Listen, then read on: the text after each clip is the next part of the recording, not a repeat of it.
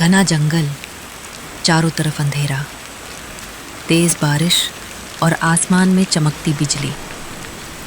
जंगल के बीच एक पुरानी गुफा के अंदर छोटी सी आग जल रही थी। गुफा के कोने में बैठी थी बूढ़ी भगवानी। उसके पास उसकी बहू गौरी बैठी थी। चेहरे पर थकान और आंखों में दर्द साफ दिख रहा था। भैया, मुझे बहुत तेज भूख लगी है, कुछ खाने को दो ना। बस थोड़ा सब्र कर राधा, बारिश कम होते ही कुछ खाने का इंतजाम करता हूँ। भगवान, इससे बदतर दिन किसी और औरत को ना दिखाए।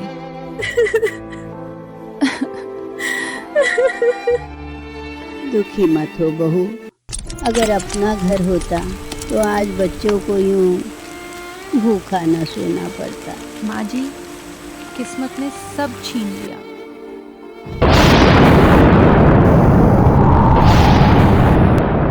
गौरी का भी कभी एक खुशहाल परिवार था। खुशियां थीं, प्यार था। क्या गौरी अपनी इस बुरी हालातों से बाहर निकल पाएगी?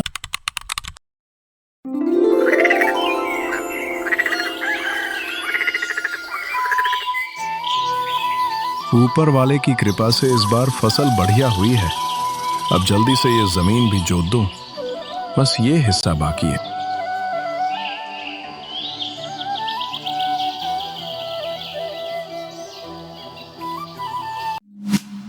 नहीं माँ, मुझे रसगुल्ला खाने हैं, मैं कुछ नहीं जानती। ओहो, ये लड़की भी ना मेरी सुनती कहाँ है। रोज रोज मीठा चाहिए। कहाँ हो राधा? ये देखो, पिताजी तुम्हारे लिए क्या लाए हैं, रसगुल्ला। अच्छा जी, तो इसका मतलब इसे बिगाड़ने में आपका ही हाथ है। आपने ही इसकी ये आदत लगाई है। तुम भी ना गौरी, आखिर हमारी एक ही तो बेटी है।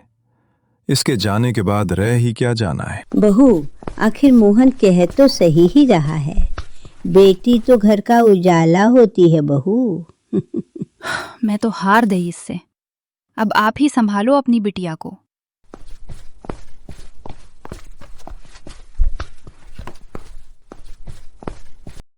पिताजी, आपको एक बात कहूँ? हाँ बोल ना। माँ तो जब देखो डांटती रहती हैं। आप ही मुझे प्यार करते हो, आप दुनिया के सबसे अच्छे पिताजी हो। अरे चुप हो जा बावरी, अगर तेरी माँ ने सुन लिया ना, तुम दोनों की पिटाई होगी। क्या कहा आप दोनों ने? तो मेरी बुराई हो रही थी यहाँ।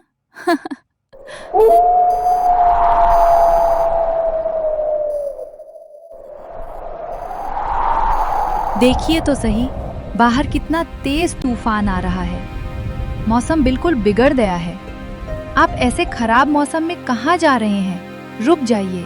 बेटा, बहू सही कह रही है, आज मत जा। मौसम बिल्कुल ठीक नहीं है। वैसे भी रास्तों में पानी भरा होगा और रास्ता भी कच्चा है। माँ, आज जाना बहुत जरूरी है। अगर नहीं गया तो बहुत नुकसान हो जाएगा। आप चिंता मत करो, मैं जल्दी लौट आऊंगा। क्या हुआ माँ? आपके चेहरे पर इतनी चिंता क्यों है? बहू, मेरा मन बार बार घबरा रहा है, बेचैन सा हो रहा है। भगवान करे सब ठीक हो। माँ जी, आप चिंता मत करो। चलिए, दवाई लेकर थोड़ा लेट जाइए, तबीयत ठीक लगेगी। जब तक पिताजी नहीं आएंगे, मैं खाना नहीं खाऊंगी। राधा, ऐसे जिद नहीं करते, पिताजी बस आते ही होंगे। मैं भी तो उन्हीं का इंतजार कर रही हूँ। चिंटू, तू ही समझा राधा को। गौरी दीदी, गौरी दीदी, अरे भगवानी का कि वो पुराना पुल टूट गया। नहीं, ये झूठ है, ऐसा नहीं हो सकता। हे राम, मेरे पति के साथ ऐसा नहीं हो सकता, कभी नहीं हो सकता। मेरा मोहन हमें ऐसे नहीं छोड़ सकता। वो सुबह बोल के गया था। हमने मोहन भैया को ढूंढने की बहुत कोशिश की, लेकिन वो कहीं नहीं मिले। नदी का उफान इतना ज्यादा है कि गोताखोर भी पानी में उतरने को तैयार नहीं।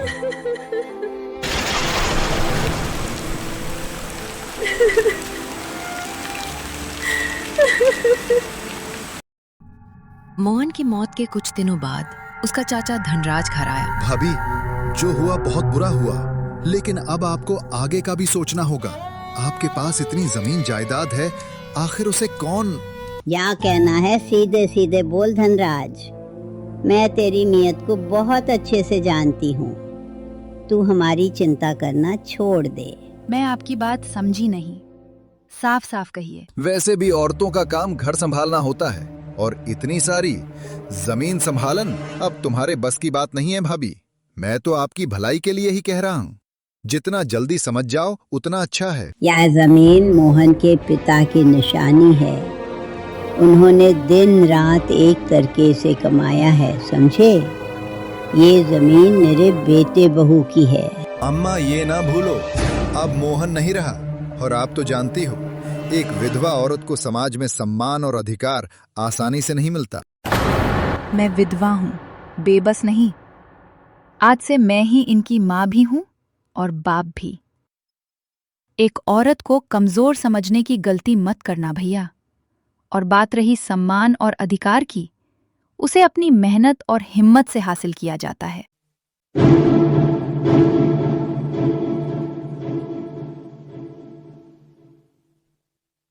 तुम लोगों ने मेरा अपमान किया है, अब इसकी कीमत चुकानी पड़ेगी।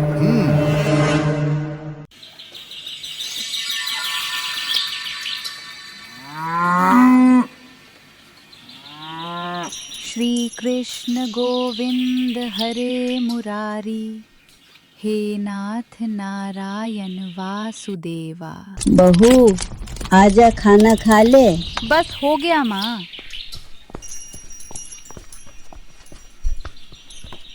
माँ, आपने खाना खा लिया? और चिंटू और राधा कहाँ गए हैं? मैं खा लूंगी बेटा, तू खा ले। बच्चों को मैंने पहले ही खाना खिला दिया है, खेलने गए होंगे, आ जाएंगे। बाहर निकलो गौरी भाभी, कब तक बाहर निकलो। बाहर आओ। आप लोग हमारे घर के बाहर क्यों चिल्ला रहे हैं? क्या चाहिए आपको? बहुत भोली मत बनो गौरी भाभी। आप लोग घुमा फिराकर बातें मत कीजिए, साफ साफ कहिए। अब ये घर और जमीन धनराज के नाम है, इसलिए फौरन ये जगह खाली करो। ये सरासर झूठ है, बेईमानी है। तुम्हारे पास क्या सबूत है कि ये घर और जमीन तुम्हारी है? दिखाओ रे इसे सबूत। कागज झूठ नहीं बोलते भाभी।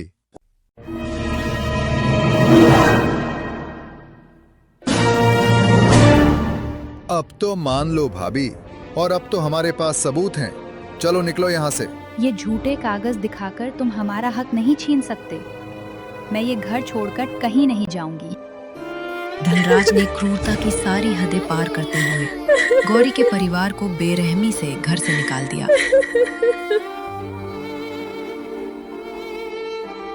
माँ, अब हम जाएंगे कहाँ? अब तो हमारा घर भी छिन गया। जहाँ भगवान ले जाए वही। कई घंटे भटकने के बाद उन्हें एक पुरानी गुफा मिली। चलो, कम से कम सिर छुपाने की जगह तो है। उस दिन से वही गुफा उनका घर बन गया। ऐसे ही दिन बीतने लगे। सभी अपना अपना काम करने लगे। गौरी और चिंटू जंगल से लकड़ी इकट्ठा करते, भगवानी जंगल से फल ढूंढती और राधा पानी भर कर लाती। लेकिन एक रात, माँ, मेरे पेट में बहुत जोर का दर्द हो रहा है। मैं जानती हूँ ये दर्द भूख की वजह से हो रहा है। तूने सुबह से कुछ खाया नहीं ना? ये रोटी खा ले, पेट शांत हो जाएगा। गौरी, तूने भी तो सुबह से कुछ नहीं खाया है ना? दरअसल माँ जी, आज मेरा पेट खराब है, इसलिए खाने का मन नहीं है। हे भगवान, अगर दुख देना था तो मेरे बेटे को क्यों छीना? माँ, आप ऐसे क्यों रोती हो? देखना, एक दिन ईश्वर जरूर न्याय करेगा।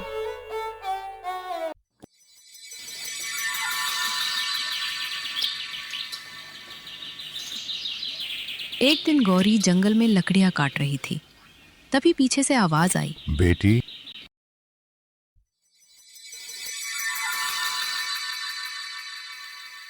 उनकी लंबी सफेद दाढ़ी, हाथ में कमंडल और चेहरे पर दिव्य तेज था। उन्हें देखते ही गौरी भी स्तब्ध रह गई। आप कौन है बाबा? मैं तो एक रास्ता भटका हुआ मुसाफिर हूँ बेटी। फिर महात्मा ने गौरी को गौर से देखा और कहा, बेटी, तुम्हारे मन का दर्द तुम्हारी आंखों में साफ दिखाई दे रहा है।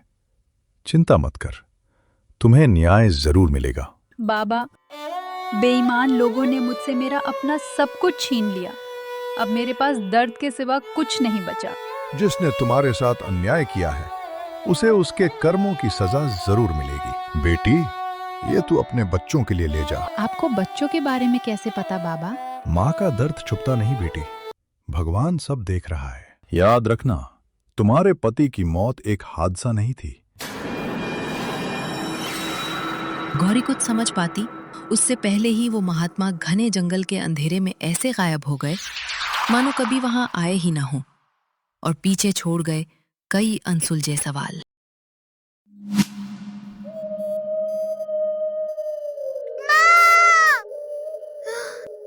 अरे राधा, क्या हुआ तुझे?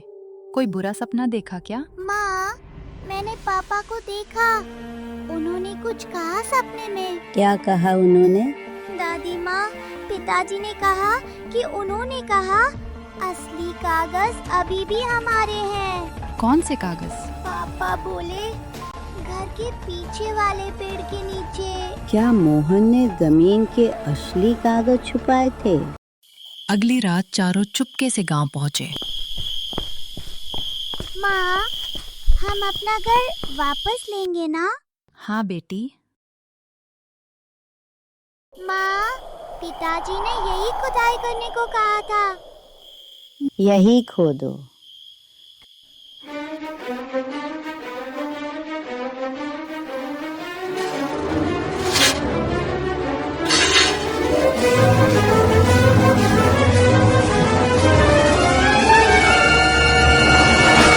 माँ, वही है वो डिब्बा।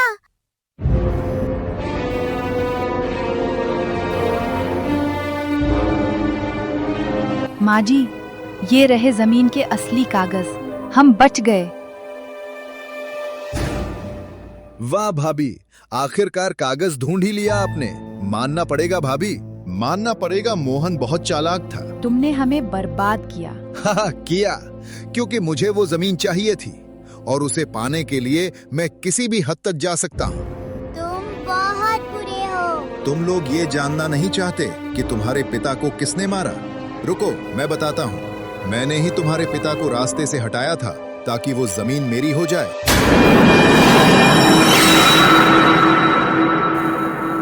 क्या? मैंने ही वो पुल कटवाया था। अब बारी तुम लोगों की है। पहले तो भाभी मैं तुम्हें ही मारूंगा, फिर मैं बाकी को। देवर के नाम पर कलंक है तू। इंसान नहीं, शैतान है तू, शैतान। बहू, तू यहाँ से भाग जा, अभी के अभी। लेकिन माँ, ये बच्चे और आप। मैंने कहा ना, तू जा यहाँ से।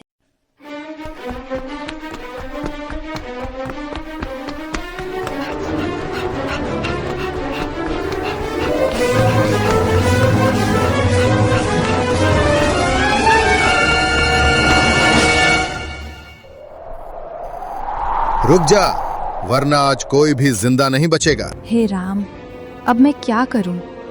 रक्षा करो प्रभु, रक्षा करो।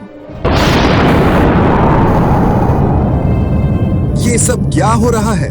ऐसे बिन मौसम के काले बादल और ये हवाएं। धनराज, पहचान मुझे। मैं मोहन, तेरा छोटा भाई।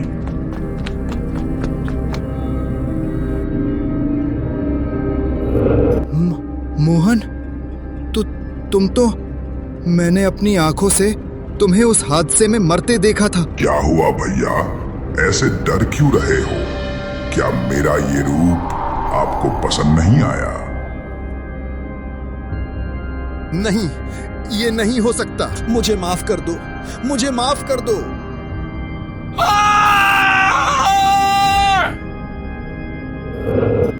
क्या वो सच में मोहन थे? मेरा बेटा आज भी हमारे साथ है। प्रणाम बाबा। आखिर मैं आपकी क्या सेवा कर सकती हूँ? अरे बाबा प्रणाम। आइए ना बाबा, आपके चरण हमारे आंगन में पड़ जाएंगे तो हमारा जीवन धन्य हो जाएगा। बेटी, मैं तो एक वादा निभाने आया हूँ जो मैंने तुम्हारे पति से किया था। कैसा वादा बाबा? और आप मेरे पति को कैसे जानते हैं? मोहन ने मरने से पहले कहा था, मेरे परिवार को कभी अकेला मत छोड़ना। आप वहाँ थे? हाँ, लेकिन मैं उसे बचा नहीं पाया। अरे वो महात्मा कहाँ गए? अभी तो यहीं खड़े थे। बेटी, वो कोई साधारण मनुष्य नहीं थे। वो तो एक दिव्य महापुरुष थे जिन्हें स्वयं भगवान ने तुम्हारी सहायता के लिए भेजा था। अंत में सत्य की जीत हुई। गौरी के परिवार को न्याय मिला है और वे सभी संतों की प्रेम, सेवा और भक्ति के साथ अपना जीवन बिताने लगे।